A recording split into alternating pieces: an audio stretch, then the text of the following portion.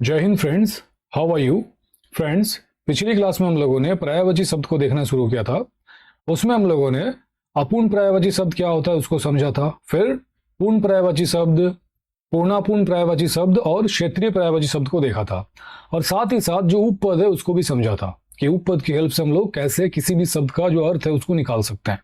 ठीक है, आज भी हम लोग उसी को ही कंटिन्यू करने वाले हैं। तो चलिए देखते हैं।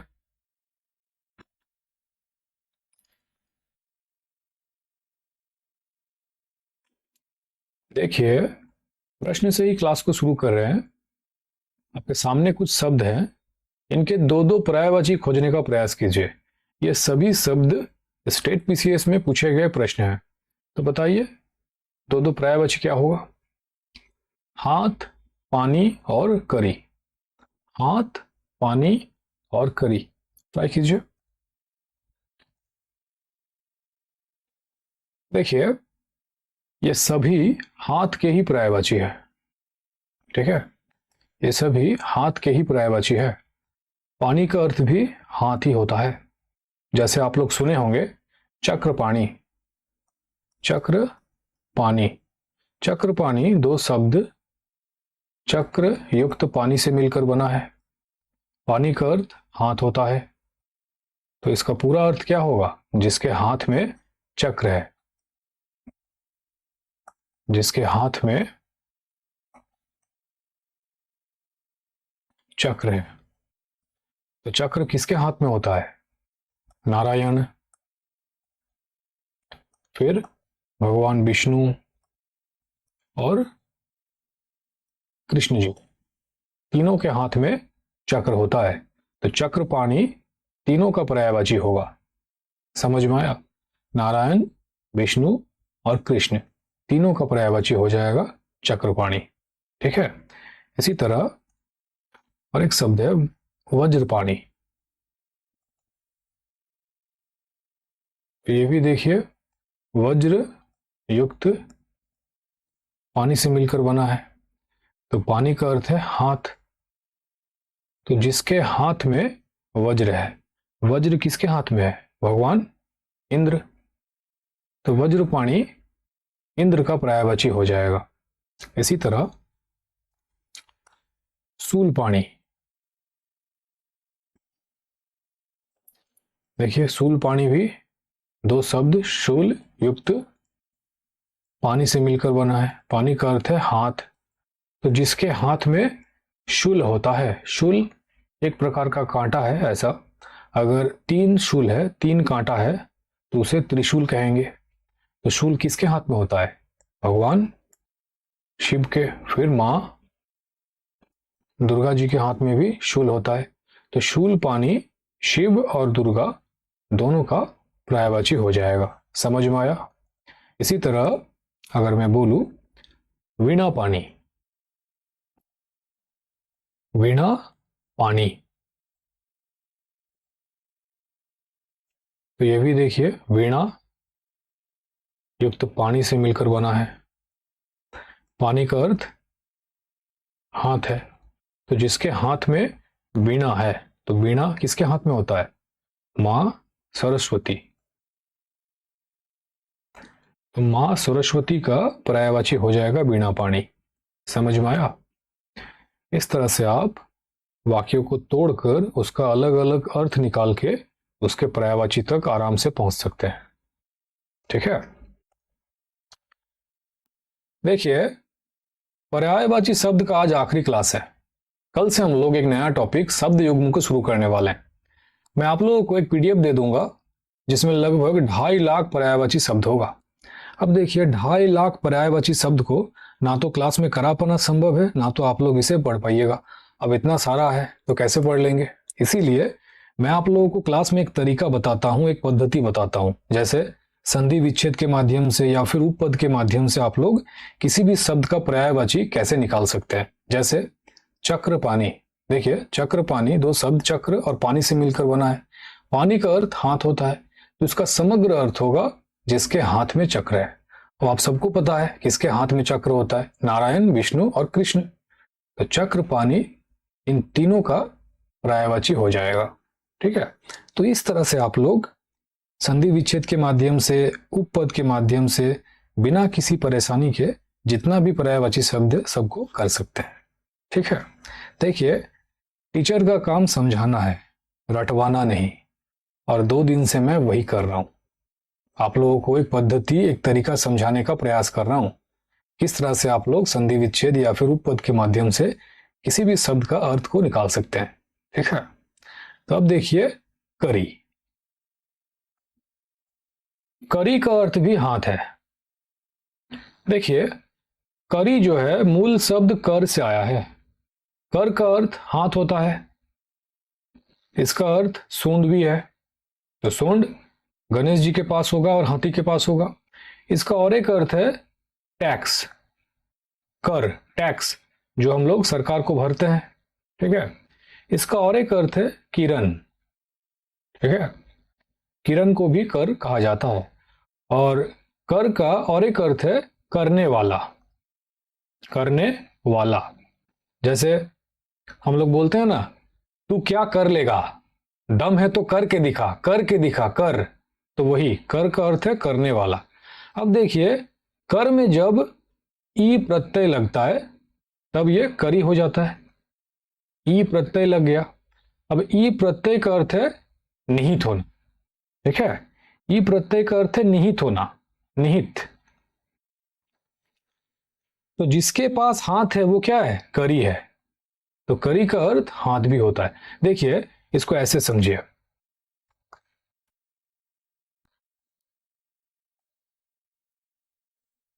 सुरभि। सुरभि का अर्थ है सुगंध, सुगंध या फिर खुशबू। इसका एक और अर्थ है दूध। ठीक है, तो दूध और सुगंध दोनों अर्थ होता है सुरभि का। अभी बताया था जब किसी में ई प्रत्यय लगता है उसका अर्थ होता है निहित होना, निहित होना। तो देखिए सुरभि, मात्रा पर ध्यान दीजिए। सुरभि मतलब जिसमें सुगंध निहित है वो सुरभि है। तो सुगंध किस में निहित होता है, फूलों में होता है, पुष्पों में होता है। तो सुरभि का अर्थ पुष्प होगा, होगा पुष्प या फिर फूल। ठीक है, फिर हिरन भी होगा। जो कस्तूरी हिरन होता है उसके नाभि से खुशबू निकलता है और उससे इत्र बनता है। तो हिरन के पास भी क्या है, सुगंध निहित है, कस्तूरी। तो इसका अर्थ हिरन भी होगा। फिर देखिए सुरभि का अर्थ दूध भी होता है। तो जिसके पास दूध निहित है तो इसका अर्थ गाय भी होगा, गाय के पास दूध होता है। फिर देखिए स्तन में भी दूध होता है तो इसका अर्थ स्तन भी होगा। ठीक है, इस तरह से चीजों को समझकर पढ़ना है। समझ में आया? जब ई प्रत्यय लगता है उसका अर्थ होता है निहित होना। तो सुरभि जिसमें सुगंध निहित है तो क्या अर्थ होगा, पुष्प होगा, हिरन होगा। और अगर दूध को लेते हैं तो जिसके पास दूध निहित है तब गाय होगा और स्तन होगा। और देखिए बल, तो जिसके पास बल निहित है, जिसके पास बल है वो कौन होगा, बली होगा। इसी तरह धन, जिसके पास धन है वो धनी होगा। तो ई प्रत्यय लगने का अर्थ है निहित होना। तो जिसके पास हाथ है, जिसके पास हाथ है वो करी कहलाएगा। कर जिसके पास है वो करी होगा। कर का अर्थ हाथ होता है, अभी बताया था। तो क्या होगा, मनुष्य होगा। फिर कर का अर्थ सूंड भी होता है तो हाथी होगा। गणेश जी के पास भी होता है सूंड तो गणेश होगा। होगा भाई, समझ में आया? इस तरह से चीजों को समझकर पढ़ना है। ठीक है, तो चलिए आगे बढ़ते हैं। अब देखिए अगला है कान, कर्ण और रदन। इनके पर्यायवाची शब्द बताइए क्या होगा, कान, कर्ण और रदन। देखिए इन दोनों का पर्यायवाची कान ही है। ठीक है, रदन दांत को कहा जाता है। अब देखिए दांत है तो द्विज भी होगा। द्विज कल ही तो बताया था, द्विज जो है द्वियुक्त ज से मिलकर बना है। ज का अर्थ है जन्म लेना, जन्म लेना, और द्वि का अर्थ है दो बार। तो पूरा अर्थ होगा जिसका दो बार जन्म हुआ है। तो दांत का जन्म दो बार होता है, एक बार दूध का दांत निकलता है, फिर टूट जाने के बाद उसी जगह पर फिर दूसरा दांत आ जाता है। तो दांत का जन्म दो बार होता है, फिर ब्राह्मण का जन्म दो बार होता है, एक बार माँ के पेट से और एक बार जब उसे ज्ञान की प्राप्ति होती है, जब वो जनेऊ धारण करता है। फिर हाथी, हाथी एक बार माँ के पेट से जन्म लेता है और एक बार जब उसका दांत निकलता है तब। हाथी का जन्म भी दो बार माना जाता है। फिर गणेश जी बताया था ना, तो दांत होगा तो द्विज भी होगा। समझ में आया? तो रदन इसका पर्यायवाची दांत और द्विज दोनों होगा। ठीक, तो चलिए आगे बढ़ते हैं। अब देखिए अगला है मेंढक, दादूर और मंडूक। बताइए क्या होगा? मेंढक, दादूर और मंडूक। देखिए ये तीनों एक दूसरे के पूरक हैं। ठीक है, तीनों एक दूसरे के पूरक है तथा ये तीनों मेंढक के पर्यायवाची हैं, मेंढक के ही पर्यायवाची हैं। मंडूक हम लोग कहते हैं ना, कूप का मंडूक होना, कूप का मंडूक होना मतलब कुएं का मेंढक होना, कुएं का मेंढक होना। ठीक है, तो मंडूक का अर्थ भी मेंढक ही होता है और दादूर भी मेंढक को ही कहा जाता है। समझ में आया? ये तीनों जो है एक दूसरे के पूरक है तथा ये तीनों मेंढक के ही पर्यायवाची हैं। ठीक है, तो चलिए आगे बढ़ते हैं। अब देखिए अगला है दूध, पेय और रसना। दूध, पेय और रसना। देखिए ये दोनों दूध के ही पर्यायवाची है। ठीक है, पेय, पेय का अर्थ है पीने योग्य, पीने योग्य, तो पीने योग्य दूध होगा। ठीक, देखिए पयोधर, पयोधर का अर्थ है जो पेय को धारित किए हुए हैं, जो पेय को धारित किए हुए हैं।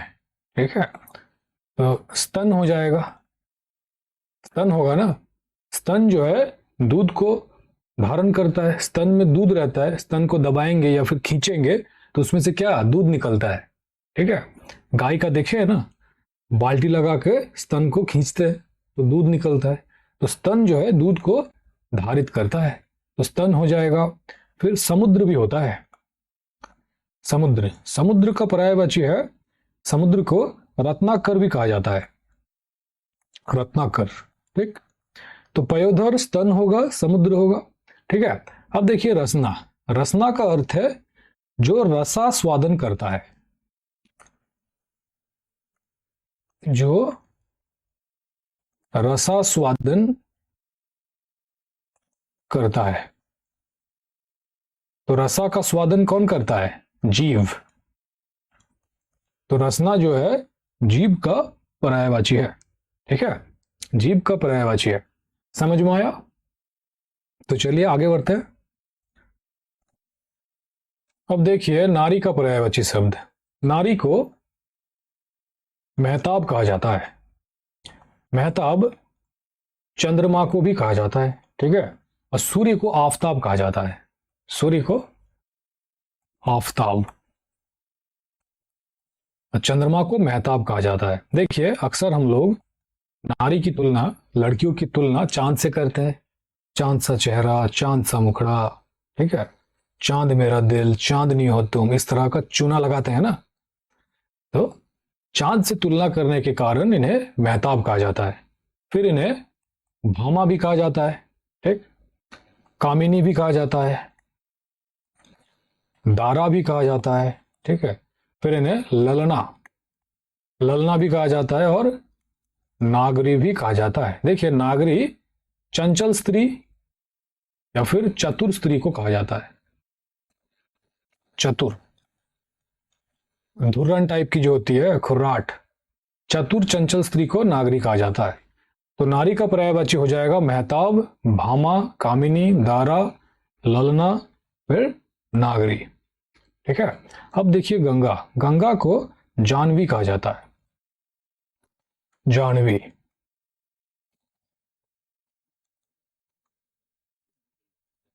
ठीक है, जानवी। फिर सुर सरिता भी कहा जाता है, सुर सरिता, देव नदी होने के कारण, देव नदी होने के कारण इन्हें सुर सरिता भी कहा जाता है। फिर विष्णु पगा भी कहा जाता है, विष्णु पगा, विष्णु भगवान की चरण को धोते हुए निकलती है, इस कारण से इन्हें विष्णु पगा भी कहा जाता है। ठीक है, तो जानवी, सुर सरिता, विष्णु पगा आदि गंगा का पर्यायवाची है। ठीक है, तो चलिए आगे बढ़ते हैं। अब देखिए भूमि, भूमि का पर्यायवाची है पृथ्वी, फिर भू, ठीक है, धरा, रत्नगर्भा, रत्नगर्भा मतलब जिसके गर्भ में रत्न दबा हो। तो धरती के गर्भ में होता है ना, सोना चांदी सब खोद के निकालते हैं, तो जिसके गर्भ में रत्न दबा हो वो क्या है, रत्नगर्भा। फिर मैदनी भी कहा जाता है। तो ये सब भू का पर्यायवाची है।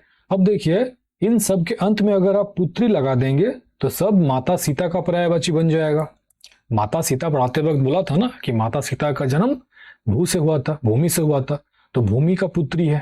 ठीक है, तो इन सब के अंत में अगर आप पुत्री लगा देते हैं तो सब माता सीता का पर्यायवाची बन जाएगा। ठीक, अब देखिए सरिता, सरिता नदी का पर्यायवाची है, तो नदी का जितना भी पर्यायवाची होगा वो सब सरिता का पर्यायवाची होगा। ठीक है, तो चलिए आगे बढ़ते हैं। अब देखिए जलज, जलज जो है दो शब्द जल युक्त ज से मिलकर बना है। ज का अर्थ है जन्म लेना, ये पहले भी बताया था आपको जब उपपद कराया था। तो इसका पूरा अर्थ होगा जल में जन्म लेना। तो जल में जन्म लेने वाले जितने भी जीव जंतु होंगे वो सब जलज के पर्यायवाची होंगे।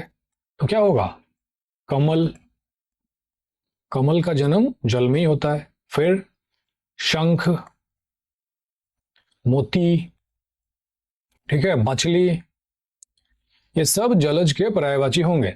फिर जल के जितने भी पर्यायवाची है उनके अंत में अगर जौ लगा देंगे तो सब जलज के पर्यायवाची हो जाएंगे।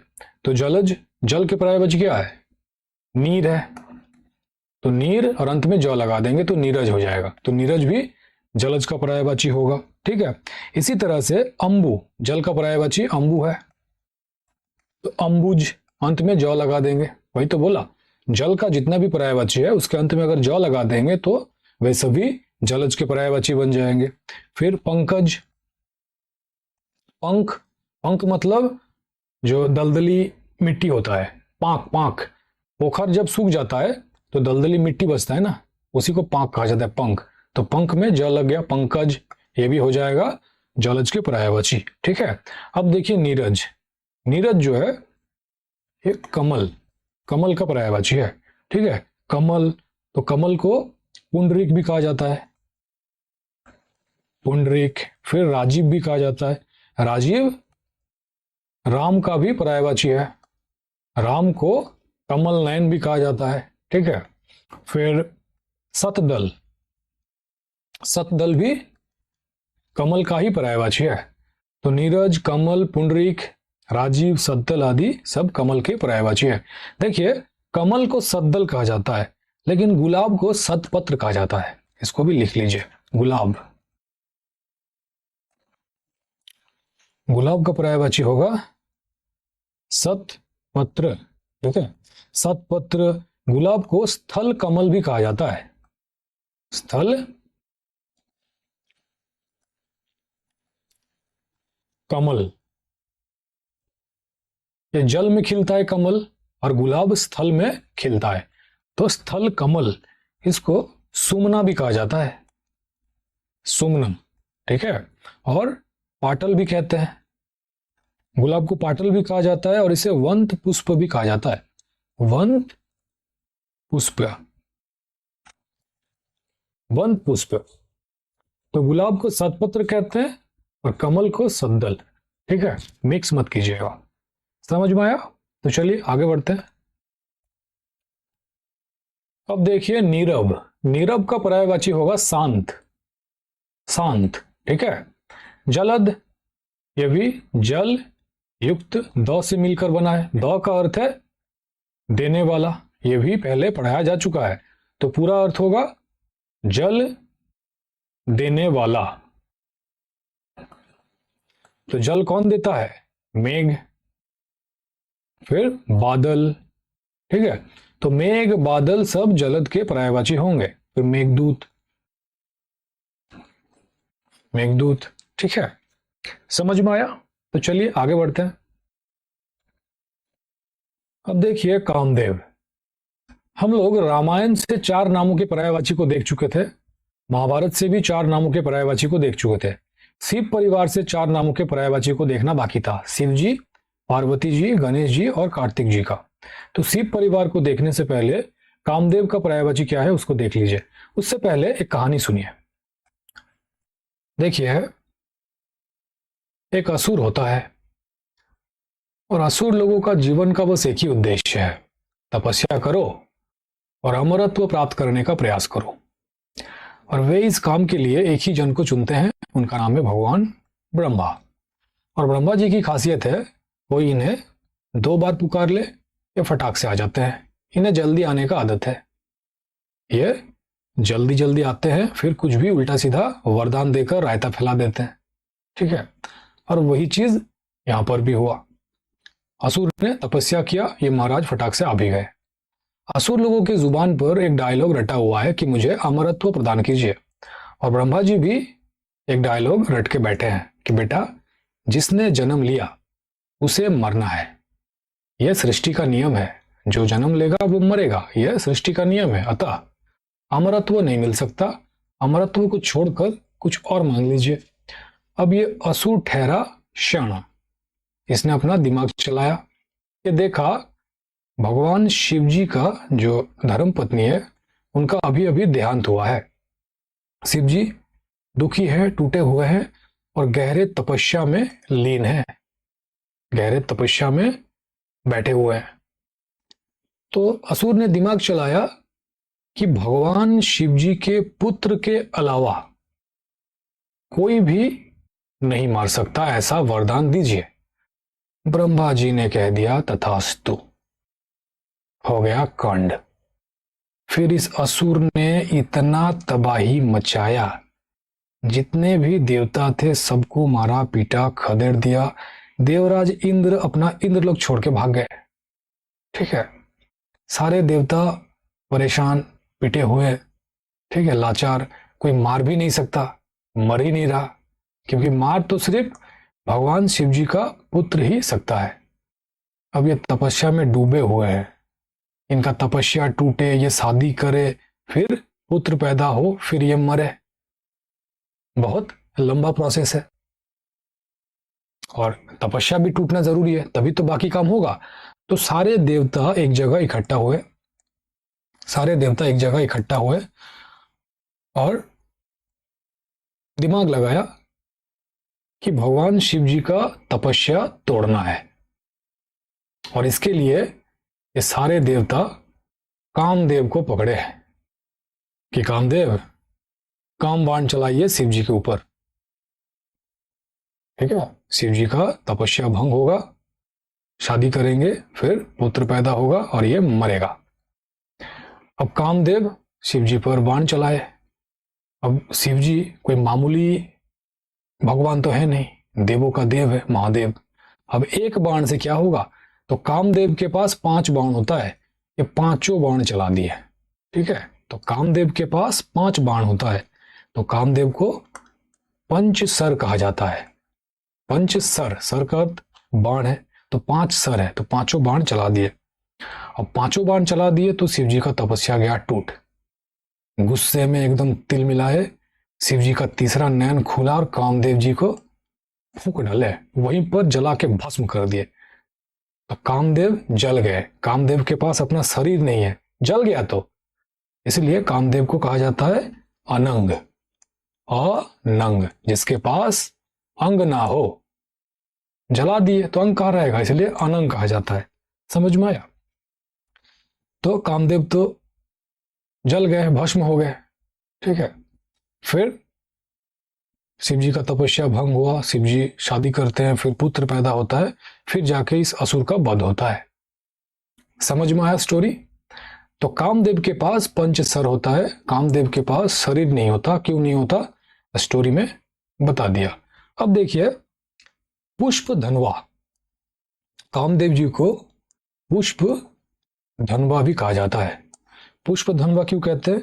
जिसका धनुष जो है फूलों के समान लगता है, जख्म नहीं करता है। अब काम का धनुष है, जख्म नहीं करता है, मन में काम की भावना उत्पन्न करता है, ठीक है, फूलों की समान लगता है, इसलिए पुष्प धनवा कहा जाता है, ठीक है। फिर कुसुम सर भी कहा जाता है। कुसुम सर, सर का मतलब बाण, कुसुम का मतलब फूल, तो फूल या फिर पुष्प का बाण, कुसुम सर भी कहा जाता है। फिर रतिपति भी कहते हैं, रतिपति। क्यों? क्योंकि रति के पति थे कामदेव जी, ठीक है, रति के पति थे, इसलिए रतिपति कहा जाता है। देखिए मार भी कहा जाता है, मार। क्यों? काम की भावना ज्यादा होने से व्यक्ति की मार या फिर मरण पक्का है, इसलिए मार भी कहा जाता है, ठीक है।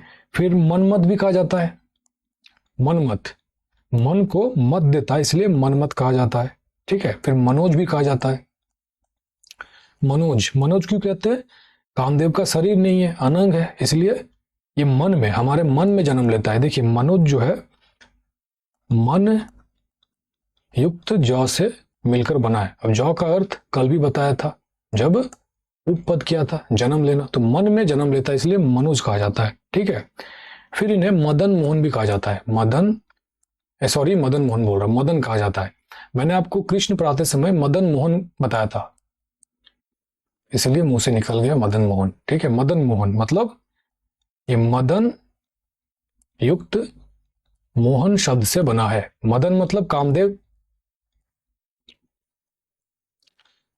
और मोहन मतलब मोहित करना, तो जो जिस पर कामदेव भी मोहित हो जाए वो कौन है? मदन मोहन, भगवान श्री कृष्ण। तो कामदेव जी को मदन भी कहा जाता है, ठीक है, मदन होगा।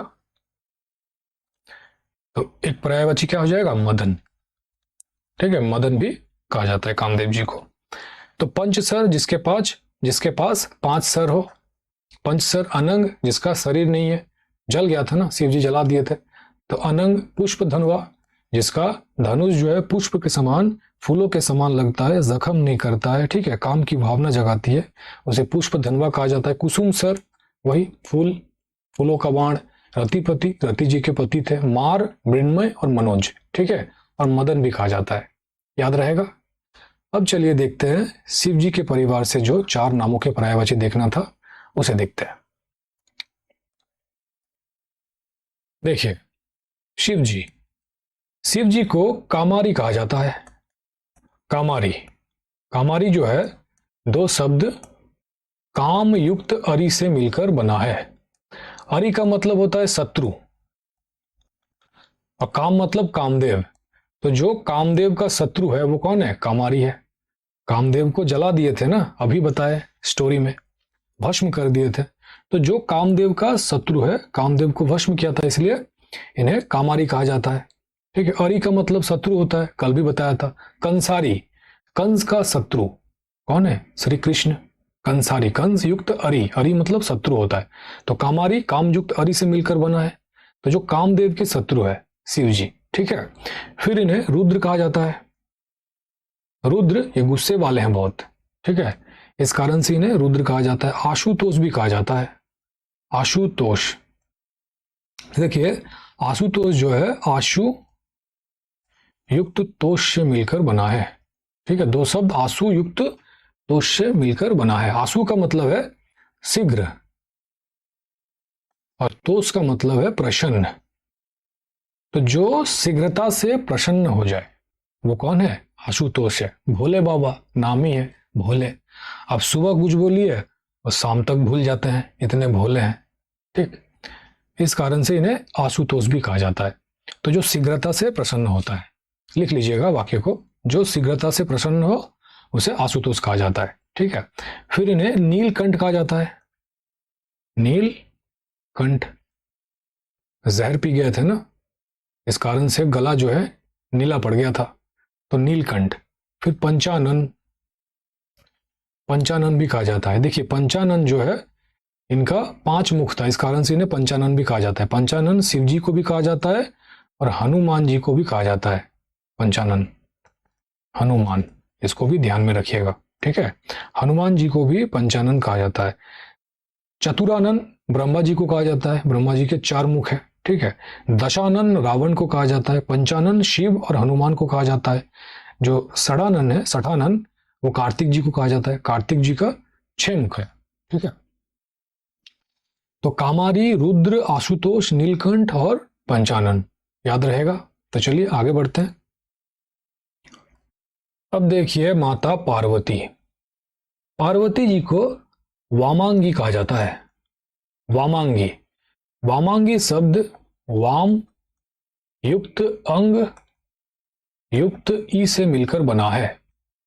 देखिए शिव जी के वाम अंग में विराजमान है, इस कारण से इन्हें वामांगी कहा जाता है, ठीक है। शिव के वाम अंग में विराजमान होने के कारण इन्हें वामांगी कहा जाता है। फिर देखिए पार्वती जो है पर्वतराज हिमालय की पुत्री है। पर्वतराज हिमालय की पुत्री है। अब हिमालय को शैल कहा जाता है, शैल, तो शैल की पुत्री शैलजा, इन्हें शैलजा भी कहा जाता है, ठीक है, शैलजा। फिर इन्हें सती, उमा, ये तो कॉमन नाम है, पता ही होगा, भवानी, ठीक है, गौरी। फिर रुद्र की पत्नी है तो रुद्रानी।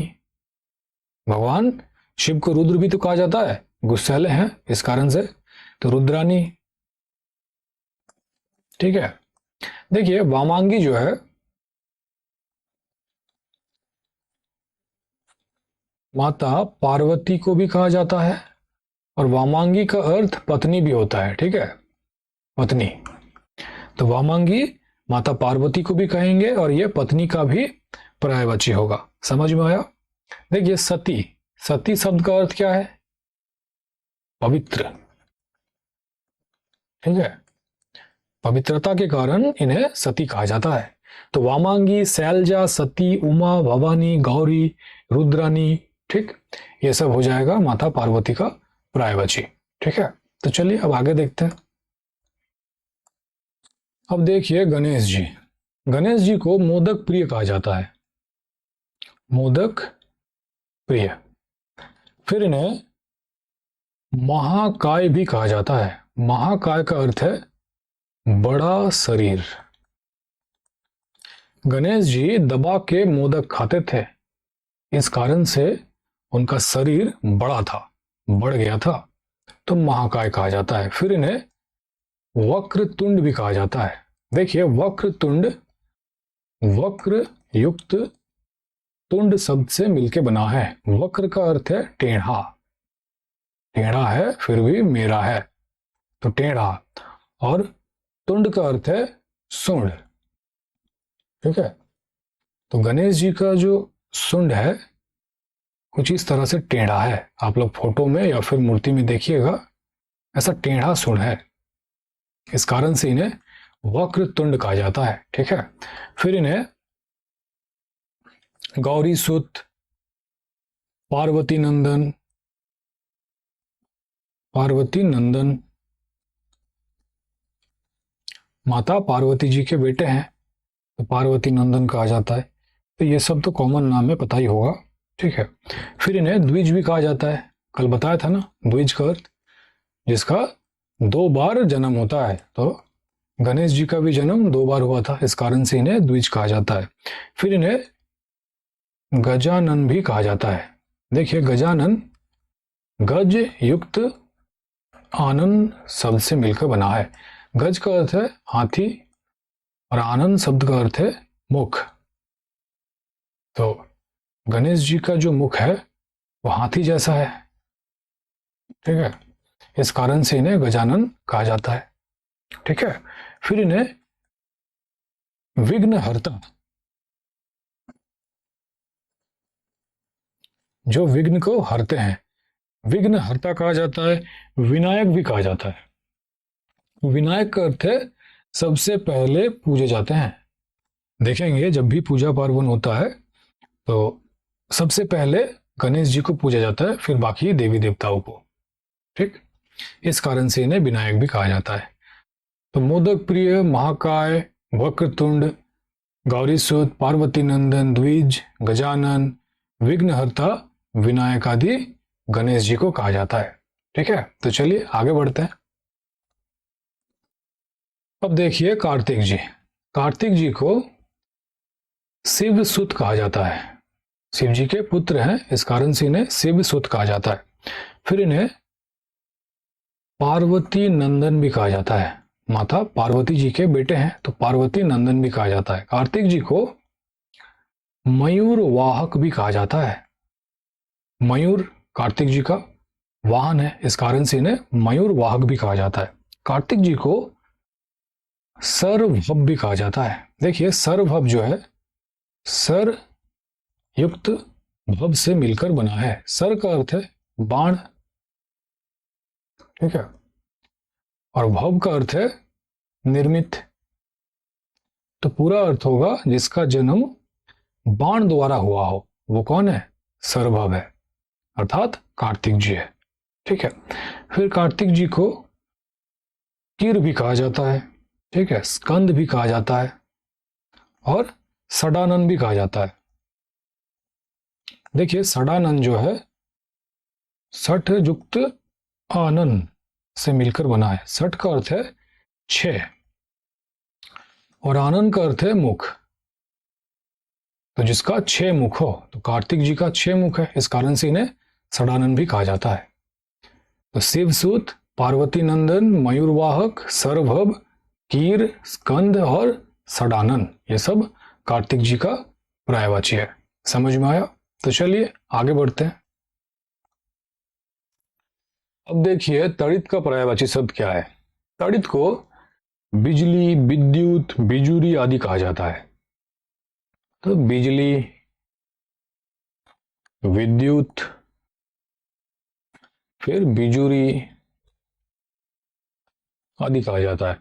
तड़ित को क्षण प्रभा भी कहा जाता है। क्षण प्रभा, देखिए क्षण प्रभा दो शब्द क्षण युक्त प्रभा से मिलकर बना है।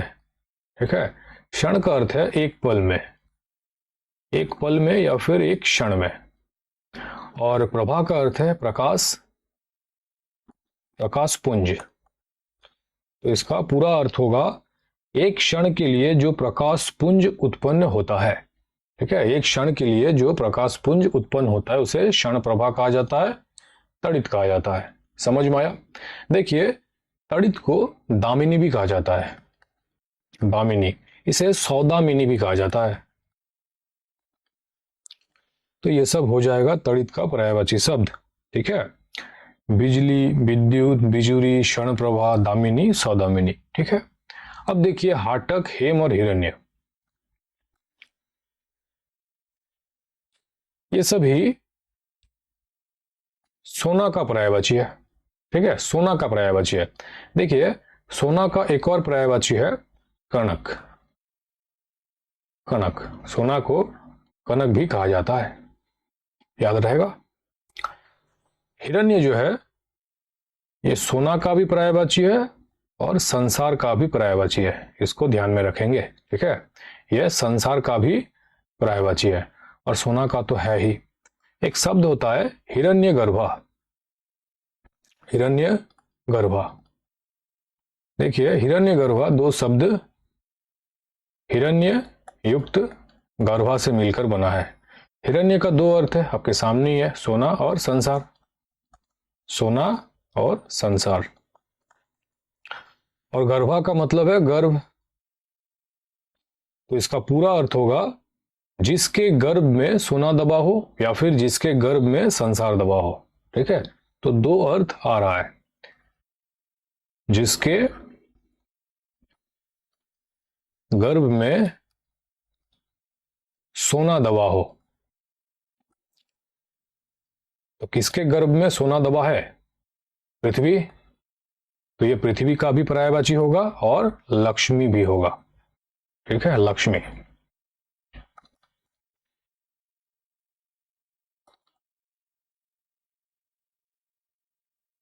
पृथ्वी और लक्ष्मी दोनों का पर्यायवाची हो जाएगा हिरण्यगर्भा। और अगर संसार को लेते हैं तब क्या होगा? जिसके गर्भ में संसार दबा है तब हो जाएगा ब्रह्मा। ठीक है, तब ब्रह्मा हो जाएगा। ब्रह्मा जी के गर्भ में संसार दबा है। ठीक है, तब हम लोग ब्रह्मा को आंसर करेंगे अगर संसार को लेते हैं तब। और अगर सोना को लेते हैं तो क्या होगा? पृथ्वी होगा और लक्ष्मी होगा। समझ में आया? इस तरह से चीजों को समझकर करना है। तो हाटक, हेम और हिरण्य तीनों जो है सोना का पर्यायवाची है। और सोना का एक और पर्यायवाची है कनक। ठीक, तो चलिए आगे बढ़ते हैं। अब देखिए, माधव, केशव और पीतांबर, ये दोनों तो पता ही होगा। माधव और केशव कृष्ण का पर्यायवाची शब्द है। अब देखिए पीतांबर। पीतांबर दो शब्द पीत युक्त अंबर से मिलके बना है। ठीक है, पीत का अर्थ है पीला और अंबर का दो अर्थ होता है। एक तो होता है वस्त्र या फिर परिधान, और दूसरा अर्थ है आकाश, आकाश या फिर नभ। ठीक है, अगर हम लोग वस्त्र को लेते हैं तो पूरा अर्थ क्या होगा? जिसने पीला वस्त्र धारण किया है, जिसने पीला वस्त्र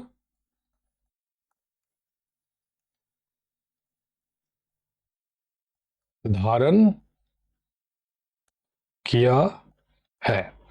तो पीला वस्त्र कौन पहनते हैं? भगवान श्री कृष्ण। तो ये कृष्ण का पर्यायवाची हो जाएगा पीतांबर। और विष्णु भी होगा, विष्णु भगवान भी पीला वस्त्र पहनते हैं। ठीक है, तो विष्णु भगवान का भी पर्यायवाची होगा। और अगर आकाश को लेते हैं तो अर्थ होगा पीला आकाश, पीला आकाश। अब देखिए, इसका कोई सार्थक अर्थ जो है, सार्थक शब्द इसका नहीं बन रहा है, इसलिए बोला था कि समझकर पढ़ना है। पीला आकाश, इसका कोई भी सार्थक शब्द नहीं बन रहा है, तो आकाश यहां पर पीतांबर को नहीं लेंगे। ठीक है, वस्त्र को लेंगे। देखिए, जब महाभारत कराया था तब पढ़ाया था श्वेतांबर, श्वेतांबर। तो ये श्वेत युक्त अंबर से मिलकर बना है। श्वेत का अर्थ होता है सफेद। ठीक है, अंबर का अर्थ है वस्त्र। तो जो सफेद वस्त्र पहनते हैं, तो सफेद वस्त्र पहनते हैं अर्जुन जी। तो श्वेतांबर अर्जुन का पर्यायवाची है। ठीक है, कराया था ना इसे। तो पीतांबर कृष्ण का पर्यायवाची होगा और साथ साथ विष्णु का भी पर्यायवाची होगा। समझ में आया? तो चलिए आगे बढ़ते हैं। अब देखिए, सहोदर, भ्राता और रण। सहोदर और भ्राता भाई का पर्यायवाची शब्द है। ठीक है, भ्राता का अर्थ भी भाई होता है। देखिए, सहोदर दो शब्द सहयुक्त उदर से मिलकर बना है। सह का अर्थ है समान या फिर एक ही, और उदर का अर्थ है पेट, मतलब एक ही पेट से उत्पन्न भाई। एक ही माता के पेट से उत्पन्न भाइयों को सहोदर कहा जाएगा। समझ में आया? एक ही माता के पेट से जन्मे भाइयों को सहोदर कहेंगे। जैसे मान लीजिए मैं विशाल किसी से शादी करता हूं, उनका नाम है एस, और एस ने दो पुत्रों को जन्म दिया। एक का नाम है जे और एक का नाम है एफ। ठीक है, तो जे और एफ की माता कौन है? एस है। तो एक ही माता के पेट से जन्मे ये दो भाई आपस में सहोदर होंगे। समझ में आया? अब देखिए, और एक शब्द है अन्योदर। अन्योदर अन्य युक्त उदर से मिलकर बना है। अन्य मतलब अलग, उदर मतलब पेट, मतलब अलग माता की पेट से जन्मे भाई को अन्योदर कहा जाता है। अन्योदर भी भाई का ही पर्यायवाची है। समझ में आया? तो अन्योदर में माता जो है अलग हो जाएगा। जैसे मान लीजिए मैंने और एक शादी की के से, और के ने एक पुत्र को जन्म दिया, उसका नाम है एल। तो जे, एफ और एल तीनों क्या है? आपस में भाई है। लेकिन एल क्या है? अन्योदर है, क्योंकि एल की माता कौन है? के है। माता अलग हो गया, और जे और एफ की माता एस है। समझ में आया? अन्योदर का अर्थ भी भाई होता है, लेकिन ये माता को अलग कर देती है।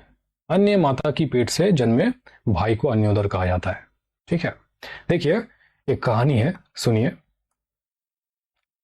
सप्तऋषि, सप्तऋषि तारा कुछ इस तरह से दिखता है। ठीक है, तो इनमें जो प्रमुख तारा है उसका नाम है कश्यप, ऋषि कश्यप। कश्यप जी ने 14 शादियां की। बताइए, आजकल एक नहीं संभलता, ये 14 करके बैठे थे। तो 14 में से 3 रानियां प्रमुख थी। एक का नाम था अदिति,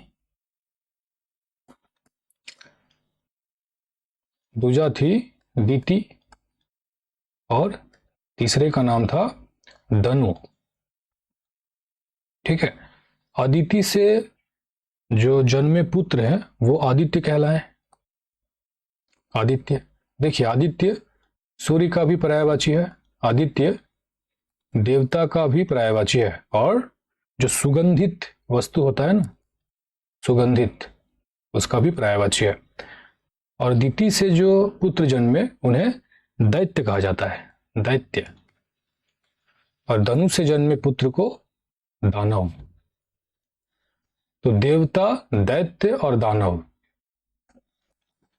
देवता आदित्य, आदित्य का पर्यायवाची देवता है। तो देवता, दैत्य और दानव, ये कौन है? आपस में भाई हैं, तो भ्राता हैं, लेकिन अन्योदर है, क्योंकि इनकी माताएं अलग अलग है। समझ में आया? देखिए, देवता के गुरु थे बृहस्पति, देवगुरु बृहस्पति कहा जाता है ना। तो देवता का जो गुरु है वो है बृहस्पति, देवगुरु बृहस्पति। और दैत्य और दानव का गुरु शुक्र है, शुक्र। तो शुक्र दानवों का और दैत्यों का गुरु है। समझ में आया? और देखिए, जो रण है, रण का पर्यायवाची है क्षेत्र। ठीक, तो सहोदर और भ्राता भाई का पर्यायवाची है, और रण का पर्यायवाची है क्षेत्र, याद रहेगा। और अन्योदर भी भाई का ही पर्यायवाची है। समझ में आया? तो चलिए आगे बढ़ते हैं। अब देखिए, कीनास, अंतक और मदवरी का पर्यायवाची शब्द क्या है? कीनास और अंतक ये दोनों यमराज जी का पर्यायवाची शब्द है। ठीक है, कीनास का अर्थ है जो समूल नाश कर दे, समूल नाश कर दे। तो यमराज जी समूल नाश कर देते हैं। ठीक है, मदवरी, यह शब्द मधु युक्त अरि से मिलकर बना है। मधु एक राक्षस था, और अरि मतलब शत्रु। तो मधु नामक राक्षस के शत्रु कौन थे? भगवान श्री कृष्ण। तो मधुवरी भगवान श्री कृष्ण का पर्यायवाची हो जाएगा। समझ में आया? तो चलिए आगे बढ़ते हैं। अब देखिए सिंधु, सिंधु का पर्यायवाची नदी होगा। देखिए, नदी को सरिता भी कहा जाता है, तो सरिता भी होगा। ठीक है, सुता पुत्री का पर्यायवाची शब्द है, सुता। ठीक है, विचि एक विशेष प्रकार का अग्नि होता है। ठीक है, और एक विशेष प्रकार का जो घास होता है उसको भी विचि कहा जाता है। तो विशेष प्रकार का अग्नि होगा, और विशेष प्रकार का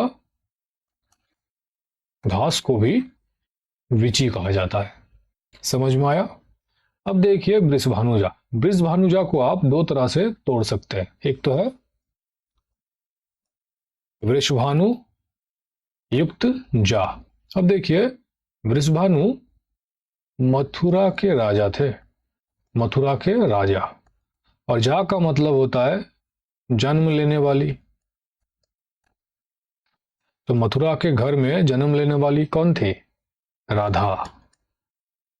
तो राधा का पर्यायवाची हो जाएगा राधा या फिर गोपी।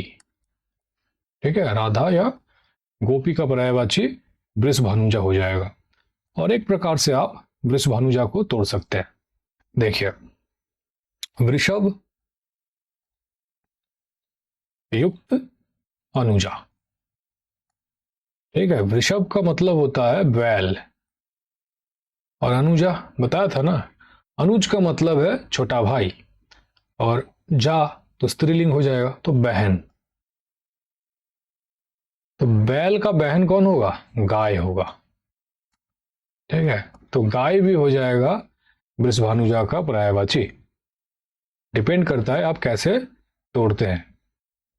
ठीक है, तो उस तरह से उसका मतलब बदलेगा। अगर वृषभानु युक्त जा करेंगे तो राधा का पर्यायवाची हो जाएगा, और अगर वृषभ युक्त अनुजा करते हैं तो ये गाय का पर्यायवाची हो जाएगा। ठीक है, तो चलिए आगे बढ़ते हैं। अब देखिए शराब। शराब का पर्यायवाची शब्द है मदिरा। शराब को मदिरा कहा जाता है, फिर इसे मद भी कहते हैं, मद भी कहा जाता है, हाला भी कहते हैं। ठीक है, इसे आसब भी कहा जाता है। ठीक है, फिर बरूनी भी कहते हैं। ठीक है, सोमरस भी कहा जाता है, सोमरस। बताइएगा वेद के किस वाले भाग में सोमरस का उल्लेख है? ऋग्वेद, सामवेद, अथर्ववेद या फिर यजुर्वेद में? ठीक है, फिर देखिए शराब को दारू भी कहा जाता है, दारू। और इसके कई सारे नाम हैं, क्षेत्रीय नाम, जैसे माल कहते हैं, फिर बेवड़ा कहते हैं। ठीक है, ये सब क्षेत्रीय नाम है। दारू, दारू का अर्थ है शराब, और दारू, दारू का अर्थ है लकड़ी। ठीक है, मात्रा पर ध्यान दीजिए। अगर बड़ी ऊ की मात्रा है तो शराब होगा, छोटी ऊ की मात्रा है तो लकड़ी होगा। ठीक है, तो चलिए आगे बढ़ते हैं। अब देखिए उरग। उरग दो शब्द उर युक्त गौ से मिलकर बना है। उर का मतलब है हृदय या फिर छाती। ठीक है, और गौ का मतलब है गमन करना या फिर चलना। तो पूरा अर्थ होगा जो छाती से चलता है या फिर गमन करता है। तो छाती से कौन चलता है? सांप, फिर केंचुआ। ठीक है, जोंक। तो सांप, केंचुआ, जोंक ये सब छाती से चलता है। सांप, केंचुआ, जोंक ये सब हो जाएगा उरग का पर्यायवाची। समझ में आया? देखिए जग संसार को कहते हैं, तो संसार हो जाएगा जग का पर्यायवाची। खग देखिए, ये भी दो शब्द ख और ग से मिलकर बना है। ख का मतलब है आकाश, या फिर इसे नभ भी कहते हैं, और ग का मतलब अभी बताया गमन करना या फिर चलना। तो पूरा अर्थ होगा जो आकाश में चलता है या फिर गमन करता है। तो पक्षी आकाश में चलता है, उड़ता है। फिर ग्रह, नक्षत्र। ठीक है, तो देवी देवता जो है, गांधर्व, ये सब आकाश में गमन करते हैं। तो पक्षी, ग्रह, नक्षत्र, गांधर्व ये सब खग का पर्यायवाची हो जाएगा। अब देखिए नग। नग भी न और ग से मिलकर बना है। न का मतलब है नहीं, और ग का मतलब है गमन करना। तो पूरा अर्थ होगा जो गमन नहीं करता है, जो गमन या फिर चलता नहीं है। तो क्या होगा?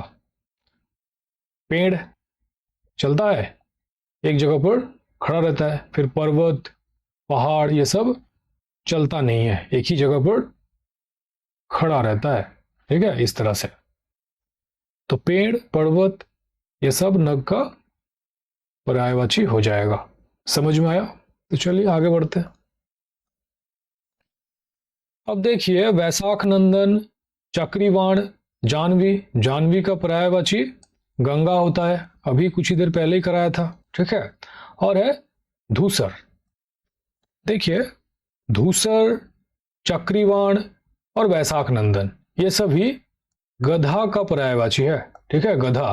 गधा को बेसर भी कहा जाता है। तो बेसर, वैशाख नंदन, चक्रीवाण और धूसर सभी गधा का पर्यायवाची शब्द है। ठीक, तो चलिए आगे बढ़ते हैं। अब देखिए, अनिल, बात, समीर और अनल। अनिल, बात और समीर, ये तीनों हवा का पर्यायवाची शब्द है। हवा को बयार भी कहते हैं। ठीक है, बयार। फिर इसे समी भी कहा जाता है, मारुत भी कहा जाता है। ठीक है, तो बयार, समी, मारुत, अनिल, बात, समीर, ये सब हवा का पर्यायवाची शब्द है। ठीक है, अब देखिए अनल। अनल आग का पर्यायवाची शब्द है। आग। आग को पावक भी कहते हैं। फिर हुताशन भी कहा जाता है। आग को वैश्वानर भी कहते हैं, वैश्वानर। ठीक है, इसे रोहितासु भी कहा जाता है। ठीक है, कृषाणु भी कहते हैं। फिर जात वेद भी कहा जाता है। ठीक है, तो पावक, हुताशन, वैश्वानर, रोहिताश्व, कृषाणु, जातवेद, ये सब आग का पर्यायवाची शब्द है। ठीक है, तो चलिए आगे बढ़ते हैं। अब देखिए, अगला है तर्क, तक्र, सुरभि और सुरभि। ये सब शब्द युग्म है। शब्द युग्म। कल का क्लास यहीं से शुरू होगा, आपके सिलेबस में भी है। शब्द युग्मों का अर्थ व अंतर स्पष्टीकरण के साथ वाक्यों में प्रयोग कीजिए। ठीक है, तो कल का क्लास शब्द युग्म से ही शुरू होगा। अब देखिए, तर्क। तर्क का मतलब है तथ्यों के साथ वाद विवाद करना। तो बहस हो जाएगा, बहस करना। फिर प्रति उत्तर भी होगा। ठीक है, अब देखिए तक्र। तक्र का मतलब होता है छाछ। छाछ या दही से बना वस्तु, उसे तक्र कहा जाता है। तो छाछ हो जाएगा। ठीक है, सुरभि। सुरभि का अर्थ है सुगंध। इसका और एक अर्थ है दूध। और शुरू में बताया था, जब ई प्रत्यय लग जाता है उसका अर्थ है निहित होना। तो सुरभि, जिसमें सुगंध निहित है, तो पुष्प हो जाएगा। पुष्प या फूल होगा। या फिर हिरण भी होगा। हिरण के पास कस्तूरी होता है। कस्तूरी नाभि में पोटली होता है ना, जिससे इत्र बनता है, सुगंध आता है। तो हिरण भी होगा। और अगर दूध लेते हैं सुरभि का अर्थ, तो क्या होगा? जिसके पास दूध है, दूध निहित है, तो स्तन हो जाएगा। और गाय भी हो जाएगा, गाय। ठीक, ये तो शुरू में ही समझाया था। ठीक है, तो चलिए आगे बढ़ते हैं। अब देखिए, अगला है तरनी और तरनी। तरनी का अर्थ है सूर्य। ठीक है, और तरनी का अर्थ है नाव। ठीक, तो चलिए आगे बढ़ते हैं। देखिए, आज आप लोगों का पर्यायवाची शब्द कंप्लीट हो गया। कल से हम लोग शब्द युग्म को शुरू करेंगे। ठीक है, तो चलिए आज के लिए इतना ही रहने देते हैं। पीडीएफ जो है इसका टेलीग्राम में मिल जाएगा। ठीक, तो चलिए कल मिलते हैं। Thank you.